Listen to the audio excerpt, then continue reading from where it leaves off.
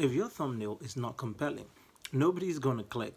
If your thumbnail is not intriguing, nobody is going to click. If your thumbnail is not interesting, nobody is going to click. If your thumbnail is not instructive, nobody is going to click. If your thumbnail does not convey any idea, nobody is going to click. And if your thumbnail is sometimes not confusing enough, nobody is going to click. What's going on? You've put in your best and you've made your video, but nobody is watching. Your click-through rate is down and nobody is clicking on that thumbnail. How do you get people to click on your thumbnail? You need to make it interesting. You need to make it intriguing. You need to put in a curiosity factor. Let the viewer who sees your thumbnail think beyond what they see.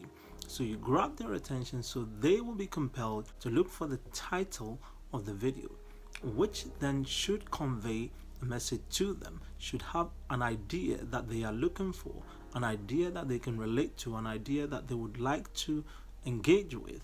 That way they click on your video. So when they click on your video, how do you then keep them watching?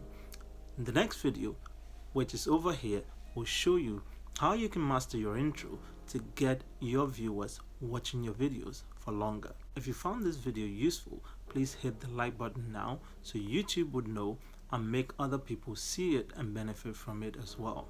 Leave a comment below if you found this video useful, and I'll see you in this next video. Thank you. Remember to subscribe to our YouTube channel and turn on the notifications bell so you don't miss any of our great videos like this one.